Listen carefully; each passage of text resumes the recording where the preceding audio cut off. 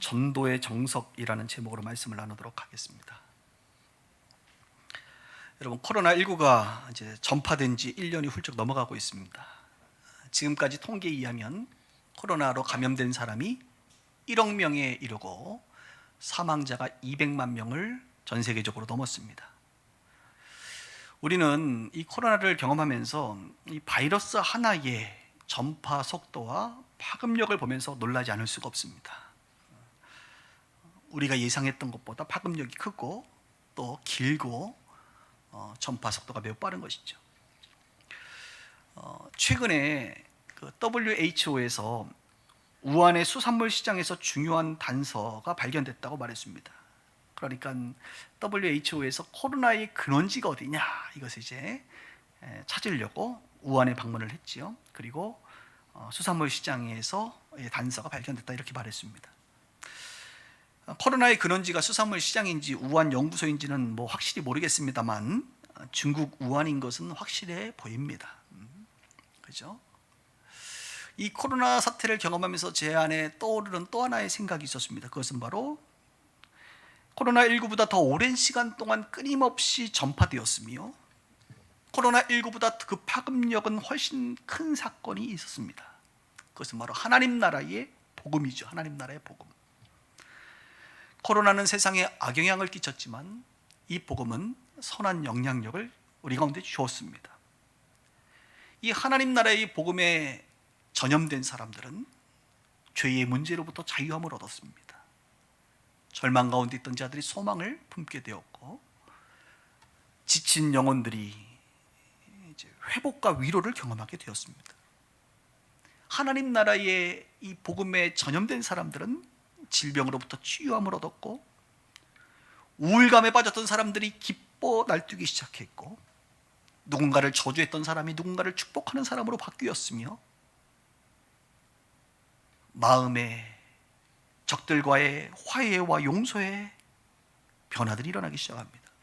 그리고 죽음 가운데 있는 그들이 영생을 얻는 놀라운 위력이다, 파급력이다 이렇게 말할 수 있습니다. 이 복음은 2000년 동안 멈추지 않고 사람들에게 전파되고 전이되었습니다. 이 복음은 어떠한 핍박과 박해 속에서도 멈추지 않고 전 세계 가운데 흘러갔습니다. 수많은 나라와 제국과 왕들이, 권력자들이 이 복음을 제거하려고 시도했지만 그들은 성공하지 못했고 이 복음은 계속해서 확산되어졌습니다. 2000년 동안 말이죠. 그리고 지금은 전 세계의 인구의 3분의 1이 이 하나님 나라 복음에 전염되어 있습니다. 어떤 사람들은 태어나면서부터 부모로부터 유전된 것처럼 모태신앙이라고 말하죠. 유전되어. 어떤 사람들은 새롭게 복음에 감염되었습니다. 회심하게 되었죠. 사람들이 죽고 또 태어나고 이것이 반복되었지만 여전히 세상의 3분의 1은 꾸준히 전염되고 있고 앞으로 더 전염될 것이라 예상이 됩니다. 그런데 여러분, 코로나19의 그 근원지, 처음 근원지가 어디인지 사람들이 궁금해하는 것처럼 이 하나님 나라 복음의 근원지가 어딘지 궁금하지 않습니까?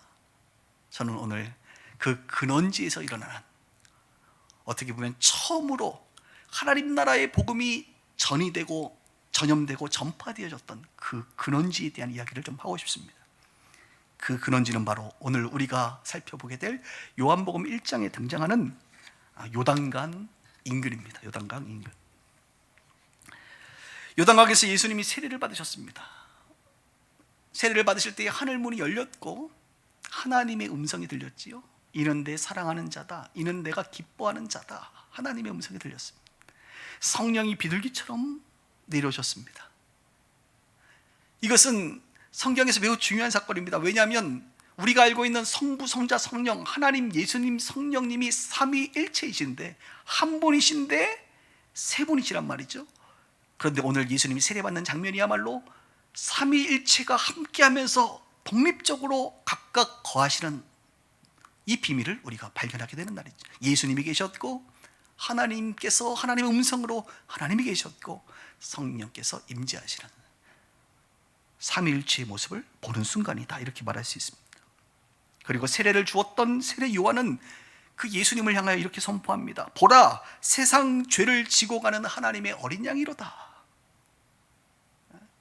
나는 광야에서 외치는 소리에 불과하다.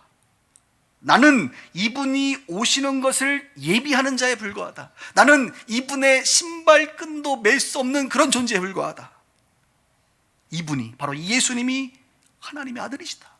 이분이 우리가 기다리던 메시아 구원자시다 라고 세례 요한이 선포하고 있습니다.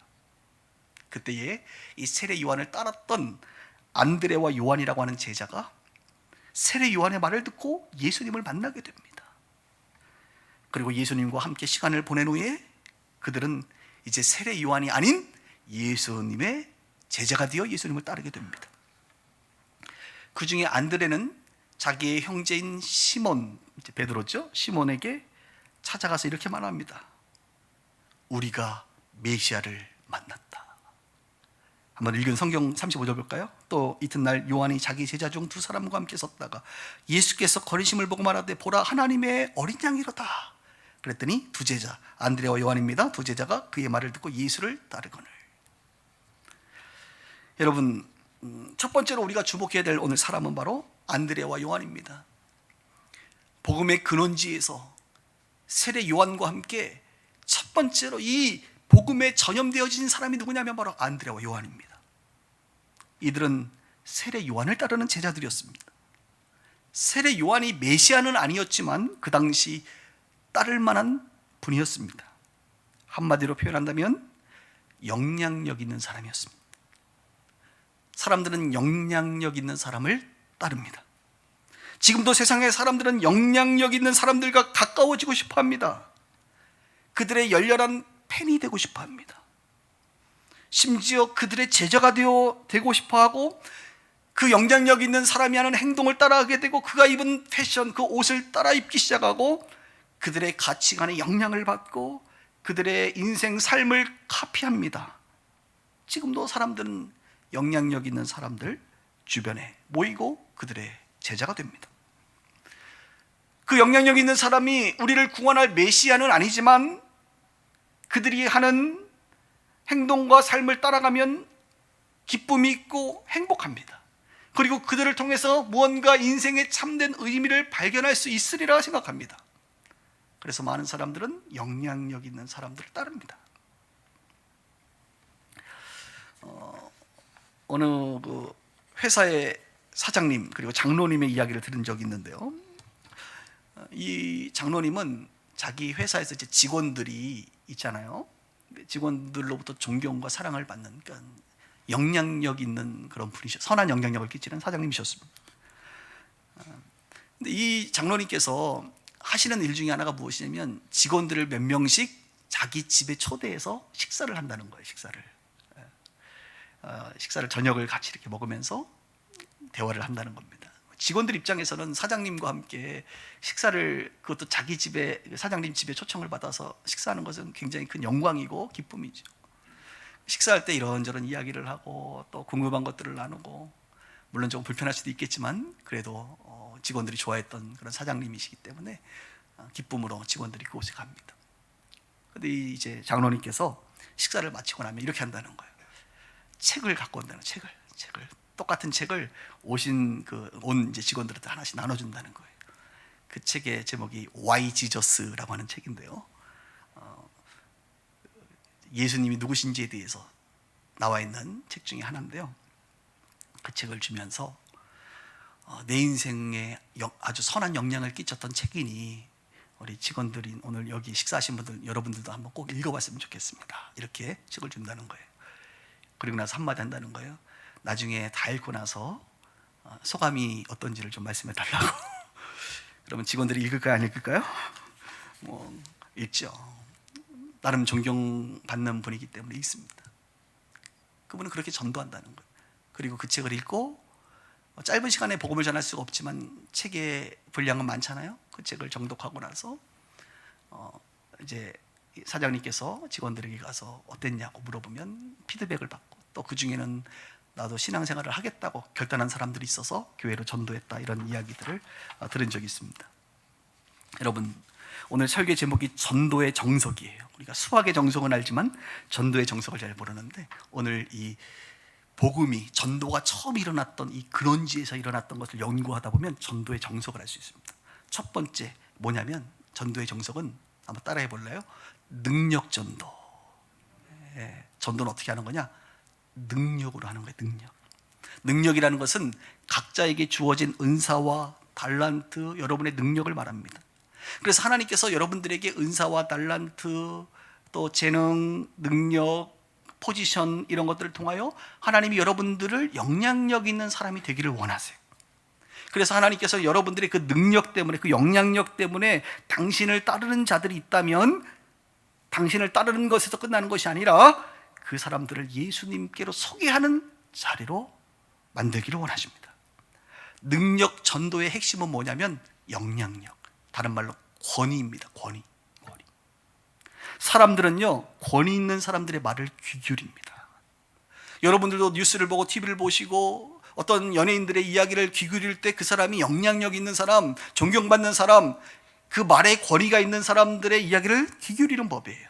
마치 우리 자녀들이 누구의 말을 귀 기울입니까? 부모의 말을 귀 기울이죠. 부모의 말을 따르죠. 부모의 말을 믿지요. 왜요? 부모는 영향력 있는 사람이니까, 아이들에게. 부모는 그 아이들에게 권위자이기 때문에 그렇습니다. 우리는 권위자의 말을 듣는 거예요.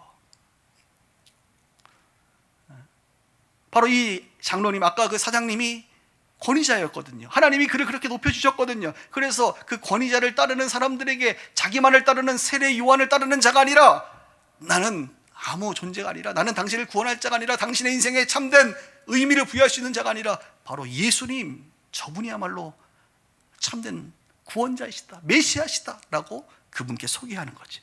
그럴 때 사람들은 그 권위자, 영향력 있는 사람들의 말을 듣고 그 예수님에 대해서 관심을 갖고 글을 읽고 그분에 대해서 알아보게 되는 것이죠.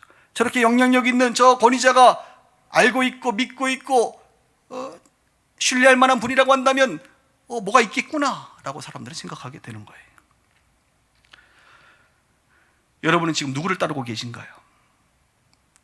아직까지 사람을 따라다니진 않습니까? 이 세상의 사람들처럼 조금 영향력 있는 사람을 따라다니고 그들의 팬이 되고 그들의 제자가 되고 있진 않아요. 예수님을 만나셔야 됩니다. 그분이 진짜입니다. 그분이 진리입니다. 그분이 메시아입니다. 여러분 중에 혹 이런 기도를 하신 분들이 계세요? 야베스의 기도라고. 주께서 내게 복을 주시려거든 나의 지경을 넓혀주세요. 여러분 혹시 여러분들의 지경이 넓어지기를 원하십니까?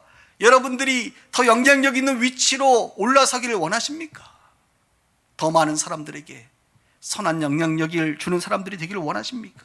좋습니다. 그런데 스스로에게 질문해 보셔야 됩니다. 왜 지경이 넓어져야 하는가? 왜 나는 다른 사람들에게 존경받는 사람이 되어야 하는가? 왜 나는 권위자가 되어야 하는가? 나를 따르는 사람들이 많으면 그냥 기뻤어요? 나의 팬들이 많으니까 즐거우세요? 아니에요. 하나님께서 여러분들에게 지경을 넓혀주시고 여러분들을 높여주신다고 한다면 그 이유는 단 한 가지, 예수 그리스도를 소개하는 그런 권위자, 능력 전도자가 되도록 여러분을 세우신 줄 믿습니다. 지금도 빛과 소금의 교회에는 선한 영향력을 가지고 능력 전도하면서 살아가는 멋진 분들이 계세요. 꽤 많습니다. 그런데 이분들의 삶을 보면 자신의 영광이라든지 자신의 자랑거리로 이것을 하는 것이 아니라 하나님을 소개하고 예수님을 소개하는 통로로 마치 세례 요한과 같이 쓰임받는 것을 봅니다. 저는 우리 교회 안에 이런 사람들이 더 많아지기를 축복합니다. 하나님께서 여러분들의 지경을 더 넓혀주시기를 원해요. 하나님께서 여러분들을 더 선한 영향력 있는 사람 되기를 원해요. 왜요?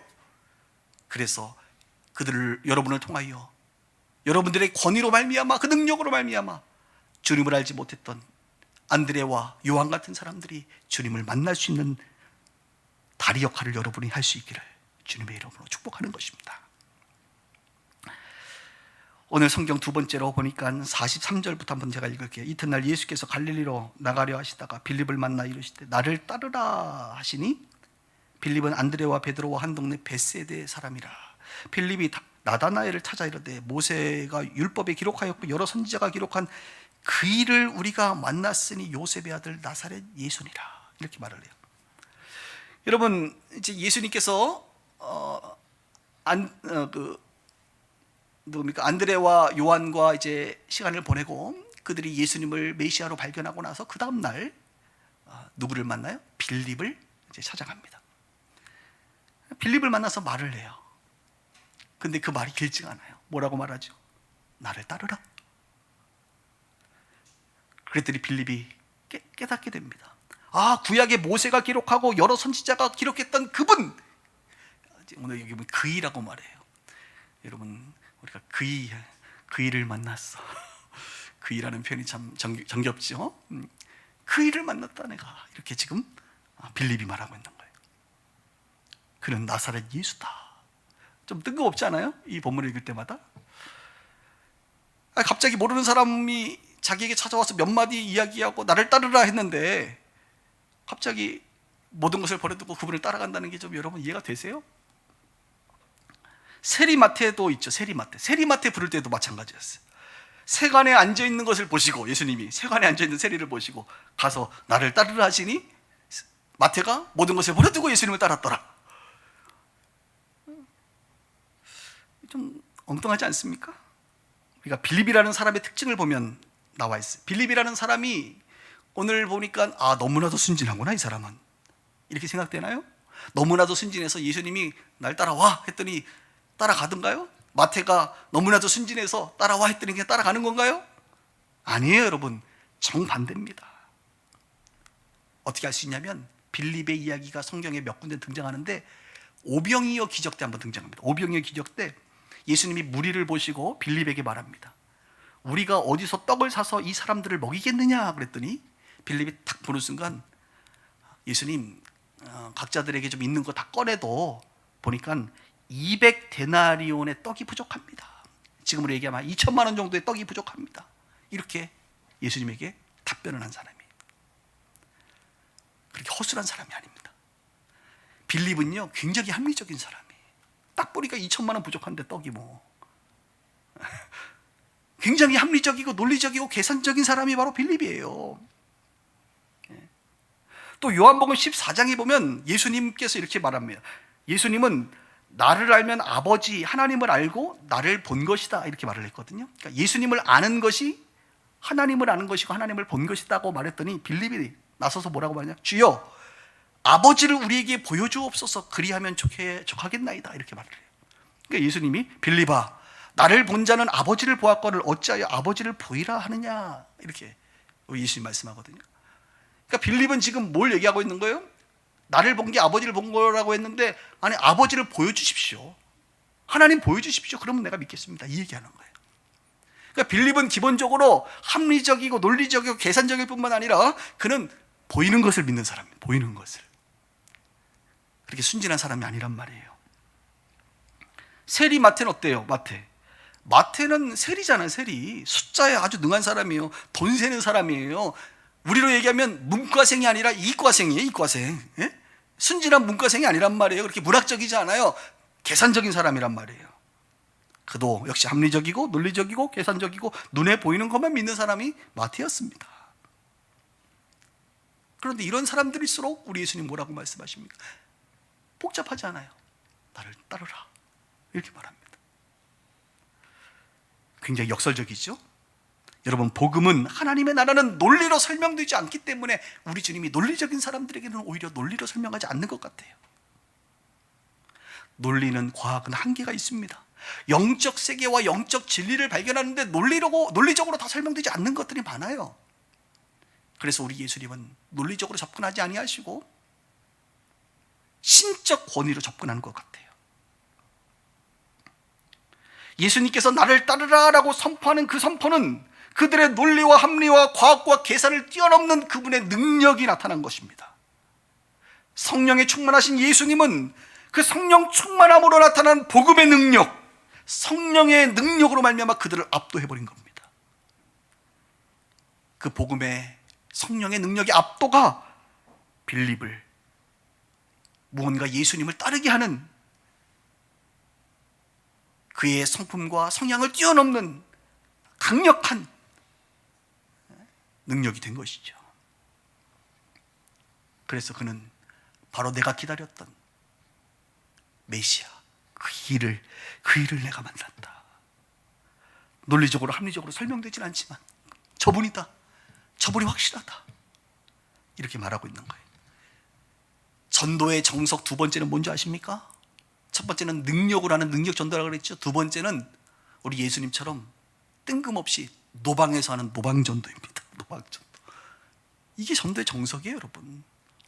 근데 노방전도의 전제 조건이 있어요. 뭐냐면 성령의 충만함과 성령의 능력을 힘입어서 이 말을 할 때 우리가 상대방이 나를 알지 못한다 할지라도 우리의 말 속에 성령께서 압도하시는 능력이 있는 거예요. 그게 노방전도의 키포인트예요. 저는 벌써 한 25년 됐네요. 대학생 때 캠퍼스에서 노방전도를 많이 했습니다. 요즘에는 뭐 노방전도 하면 위아래 쳐다보고 이 아저씨 뭐 하시는 분이야 이러면서 째려보는 사람들이 많지만 그 당시에는 사람들이 순박해서 들어주는 분위기였습니다. 노방에서. 제가 다니는 학교, 여러분이 아시는 대동국대학교라고 조기정 유일한 불교대학, 저희 학교 캠퍼스 정중앙에는 저보다 한 3배 큰 불상이 있다 그랬죠.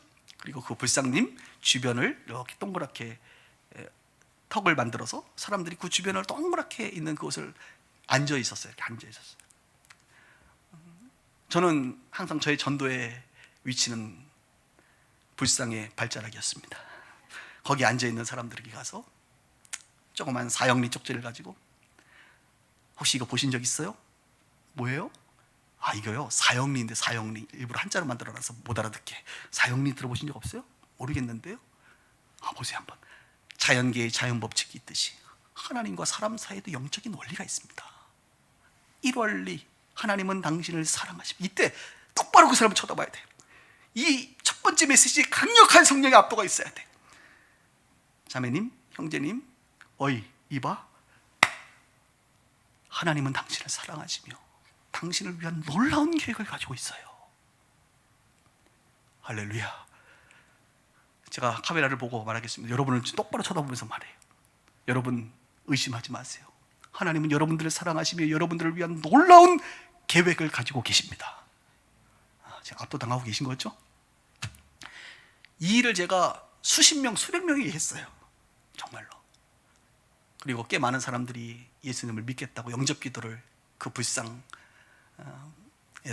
앞에서 이제 하기도 했고, 또 여름방학이 되면 국내 전도여행을 갔죠. 국내 전도여행. 강원도도 가고 전라도 영광, 그때가 참 기억이 많이 남습니다. 또 영광에서 끝나고 올라올 때 그 버스 안에서도 복음을 전했고, 그래서 한 명이 또 예수님 영접했던 기억들. 영광 지역에 아이들 모아가지고 복음을 전했던 이야기. 전도여행을 할 때는 성령이 충만하기 때문에 성령의 능력이 압도되었어요, 사람들이. 그래서 예수님을 영접하고 그분을 나의 주로 고백하였습니다. 겨울방학이 되면 국내는 추우니까 해외 단기 선교를 가죠. 키르기즈스탄을 가고, 우리 강장로님과 옛날에 중국도 가고, 또 여기저기 다니는 거예요. 그래서 그 사형리를 번역해서 러시아어로, 중국말로 따자하오 이렇게 하면서 이렇게 하는 거예요. 그럼 사람들이 듣고 예수님을 영접하고, 지금은 스마트폰으로 예수님 영화를 그냥 보여주고 이렇게 졸고 있다가 다 봤지? 영접기도 하고 이런다던데. 세상이 바뀌어서. 여러분, 지금은 노방전도 예수 천당 불신종 많이 안 왔죠. 지금은 전철에서 전도하면 다 싫어합니다. 지금은 지나가는 사람 붙잡고 얘기하면 이 복음이 너무 황폐화되어 있죠. 이 한국 땅 가운데 쉽지 않았어요. 그러나 그 당시에는 복음이 막 꽃필 때거든요. 수많은 사람들이 예수님을 믿었습니다. 어떤 전도예요? 노방전도예요. 저는 그 사람을 몰라요. 나에게는 능력이 없어요. 나에게 있는 것은 오직 예수님의 능력, 성령의 능력만이 나타나는 것이죠. 지금은 종종 볼 수는 없지만 지금도 여전히 성령의 능력 가운데 어떤 사람들이죠, 합리적이고 논리적이고 과학적이고 계산적인 그런 사람이라 할지라도 그 이성을 뛰어넘는 성령의 압도가 있다 이거예요. 그래서 예수님 영접할 수 있습니다. 오늘 예수님은 우리 가운데 그걸 가르쳐주고 있어요. 또 어떤 사람들은 교회 건물을 보고, 아니 웬일로 십자가를 보고 오늘따라 그 십자가가 나를 부르는구나 그래서 십자가를 보고 교회로 찾아오는 사람이 있습니다. 지금도 모슬렘권에는 꿈에 예수님의 형상이 나타나 내가 구원자다, 예수님이 친히 지금도 꿈속에서 사람들을 만나주고 계십니다. 저는 이 모든 것들을 전도의 정석 두 번째 노방전도다 이렇게 표현하고 싶습니다. 세 번째입니다. 이제 예수님을 믿게 된 빌립이요, 누구에게 가죠? 나다나엘, 바돌로메라고도 불리는 나다나엘에게 아마 친구 같아요. 찾아가게 됩니다. 뭐라고 말합니까? 내가 메시아를 만났다. 내가 만난 그분은 나사렛 예수시다. 이렇게 얘기를 합니다. 그랬더니 나다나엘이 그래? 하고 따라간 게 아니에요. 이렇게 말합니다. 나사렛 예수라고? 아마 콧방귀를 꼈을 거예요. 참, 나사렛에서 무슨 선한 것이 나와. 이렇게 말합니다. 나사렛이라고? 빌립이 나사렛은 얘기하지 말았어야 됩니다. 그냥 내가 만난 예수더라 이렇게 얘기했어야 되는데 나사렛 예수다 그랬더니 나사렛에서 무슨 선한 것이 나와. 미가서 5장 2절에 이해하면 메시아는 베들레헴에서 태어나는데 무슨 소리 하는 거야. 조롱하며 친구에게 말하는 것 같아요. 왜냐하면 나사렛이라는 동네는 촌이었습니다. 그리고 그 동네는 평판이 안 좋아요. 교양 없는 사람들이 모였고 사투리가 심했고 이방인들의 교육이 많아 혼혈인들이 많았고 특별히 멸시받는 지역이 나사렛이었습니다. 그러나 빌립은 거기서 멈추지 않고 나다나엘 와서 보라, 와 보라, 나를 따라 한번 와봐 이렇게 강권하죠. 나다나엘은 어떤 사람입니까? 편견과 교만으로 가득 사로잡힌 사람이에요. 교회에 무슨 선한 것이 있다고 요즘 같을 때 교회를 가라 그래? 갈매동에 있는 무슨 상가에 있는 교회 무슨 뭐가 있어? 교회면 건물 크게 있어요. 큰 교회 가야 큰 복 받지. 이런 편견. 여러분 혹시 우리 빗속교인들은 대단한 분들이야. 큰 교회 가야 큰 복 받지. 그 편견에서부터 벗어난 분들 아닙니까? 그죠? 사람들에게는 편견이 있어. 기독교? 야, 말도 꺼내지 마. 교만해. 편견과 교만 속에 있는 사람들이 바로 나다나엘 같은 사람이에요. 그런데 여러분, 이런 편견과 교만 속에 있는 사람이라 할지라도 친구의 강권함에는 어찌할 바가 없어요. 친구가 가자니까, 너무나도 강권하니까 그가 예수님께로 갑니다. 예수님이 멀리서 나다나엘이 오는 것을 보면서 이렇게 말하죠. 가까이 왔을 때 보라, 이는 참 이스라엘 사람이라. 그 속에는 간사한 것이 없도다.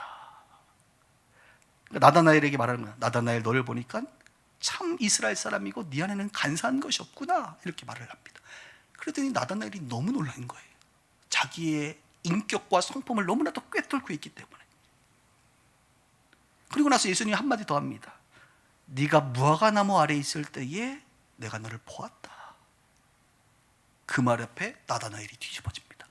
이게 무슨 말이에요? 도대체 왜 뒤집어질까요? 첫 번째는 나다나엘의 인격과 성품을 꿰뚫으시는 그 예수님의 모습 속에 놀라는 거예요. 자기가 봐도 자기는 참 이스라엘 사람이고 내 안에 간사한 성품의 사람이 아니거든. 근데 예수님이 그걸 정확히 집어내는 거예요. 거기서 한번 놀래고, 네가 무화과나무에서 늘 있는 모습 내가 보았다. 이 말은 무슨 말이냐면, 무화과나무라고 하는 것은 기본적으로 율법을 연구하고 묵상하는 곳이고 오실 메시아를 고대하는 사람들이 그곳에 모여 있는 거거든요. 그러니까 나다나엘이 네가 메시아를 기다리고 있었고 그때의 모습을 나는 이미 메시아로서, 하나님으로서 너를 보고 있고 알고 있었어 라고 말하는 거예요. 그때 나다나엘은 그 예수님의 신적인 능력 앞에 압도되어 그의 삶과 소망을 꿰뚫고 있는 예수님 앞에 그냥 엎드려서 바로 고백합니다. 당신은 하나님의 아들이군요, 이스라엘의 임금이시군요 라고 고백하게 됩니다.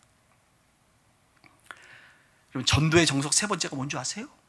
따라해 보세요. 관계전도. 너무 쉬운, 그 정석 세 가지가 조금 좀 너무 쉬운 표현이죠. 관계전도. 사람들은요, 누군가의 말을 듣기 위해서는 두 가지 조건이 형성돼야 되는데, 첫 번째가 아까 뭐라 그랬어요? 권위자의 말을 듣습니다. 그러니까 아이들이 부모의 말을 듣는 거예요. 그리고 여러분의 아이들이 또 듣는 말이 있어요. 누구의 말을 듣죠? 우리 애들은 친구의 말을 잘 들어. 어떨 때는 부모 말보다 친구의 말을 더 잘 들어요. 더 신뢰합니다.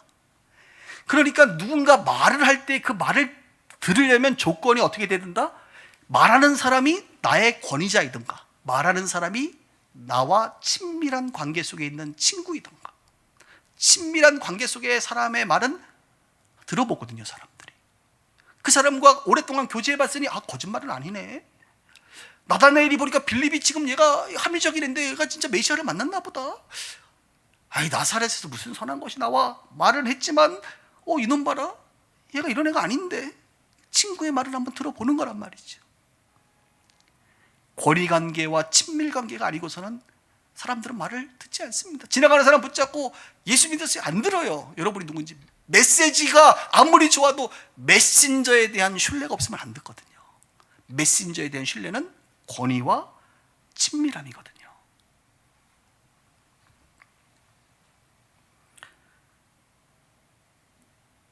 그런데 빌립 자신은 세례요한과 같은 권위자는 아니었기 때문에 예수님께로 그냥 이끌어주는 정도밖에 할 수가 없는 거예요. 여러분, 예수님을 만나게 해주면 절대 후회함이 없다는 것을 명심하시기 바랍니다. 예?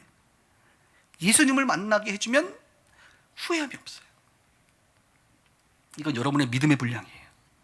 마귀는 속삭입니다. 안 돼. 네 남편, 네 아내, 네 친인척, 네 친구 교회 데리고 가면 안 돼, 안 돼. 교회에 대해서 실망할 거야. 야, 저 친구가 얼마나 교만한 줄 알아? 얼마나 교회에 대해서 안 좋은 편견을 갖고 있는 줄 알아? 나다나엘 같다 이거예요. 에?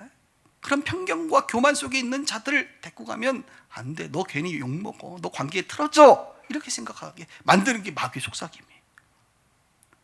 사실은요, 편견이 많고 교만할수록 진리에 더 목말라 하고 있다는 사실을 오늘 나다나엘처럼 기억하시기 바랍니다. 원래 진리에 관심 없는 사람은 교회에도 관심이 없어요. 교회에 대한 편견도 없어요. 그 사람들은 워낙 그냥 무관심이야, 무관심. 오히려 더 안티적일수록 뭔가 진리에 목마른 부분이 있다는 것을 우리는 알아야 됩니다. 저는 언젠가부터 이제 복음이 필요한 자들이나 신앙 회복이 필요한 자들이 있으면 복음만 전하는 것이 아니라 저는 반드시 기도를 해주는 습관을 언젠가부터 갖기 시작했어요. 왜냐하면 말씀도 전하지만 꼭 기도를 해주면 그때 주님께서 놀랍게 역사하시는 것들을 몇 번 경험했거든요. 그때부터는 그냥 나도 모르게 그냥 믿음으로 기도해요. 기도할 때 무엇을 기대하냐면 오늘 나다나엘에게 역사하신 그 예수님을 기대합니다. 논리적이고 합리적이고 교만하고 편견 있는 그 사람들에게 주님이 친히 말씀하실 수 있다면 그들은 뭔가 영적인 것이 있나 보다, 예수님이 살아계시나 보다 라는 것을 경험할 수 있기 때문에 그렇습니다. 그리고 기도를 해주면 어떤 사람들은요, 기도할 때 그 기도의 내용이 그 사람의 인성과 성품을 주님께서 말씀할 때가 있어요. 심지어는 그들의 인생의 과거의 상처와 아픔을 주님께서 끄집어낼 때가 있어요. 그들의 삶의 고민과 소망을 말할 때가 있어요. 심지어는 지금 어디가 아픈데 그 아픈 육체의 부위를 주님께서 말씀하실 때가 있단 말이에요. 그래서 어떤 분들은 기도가 마치고 나서 이런 질문을 저한테 합니다. 목사님, 어떻게 하셨어요? 그럼 저는 이렇게 대답합니다. 저는 몰라요. 주님이 당신을 아시는 겁니다. 내가 어떻게 알아? 오늘 처음 만났는데. 주님이 당신을 알죠. 주님이. 오늘 살아계신 그 주님이, 내 안에 계신 그 주님이 지금 당신을 아시는 분이세요. 마치 나다나엘을 아시는 그 예수님이 당신을 아십니다. 그때 사람들은 논리가 무너집니다. 편견이 무너집니다. 오해가 무너집니다. 뭐가 있구나. 주님이 살아계시는구나. 영적인 신비로운 세계가 있구나. 그렇게 그들은 느낀단 말이에요. 그래서 그때부터 신앙생활을 하기도 하고 새롭게 마음을 다다듬고 신앙을 회복하는 경우도 있어요. 나다나엘에게 말씀하신 그 예수님을 그들이 경험하게 된 것이죠. 오늘 여러분들에게 질문하고 싶어요. 나다나엘을 꿰뚫어 아신 그 예수님, 여러분들을 꿰뚫어 아시지 않습니까? 여러분들도 그런 경험을 한 적이 많잖아요. 설교를 들으면서 오늘 주님이 나에게 말씀하시네. 찬양을 할 때 오늘 이 찬양이 나를 위로하시네. 어떻게 아셨지? 그분은 여러분들을 아시죠. 또 하나, 여러분의 친구 나다나엘은 누구입니까?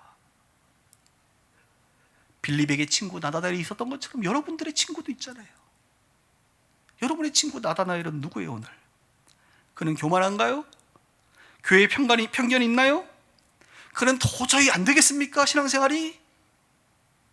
예수님을 믿어보세요. 예수님을 믿어보세요. 예수님은 여러분을 변화시키셨잖아요. 그렇다고 한다면 예수님의 능력을 믿어보세요. 여러분을 변화시킨 예수님은 여러분의 친구도 변화시킬 수 있다는 사실입니다.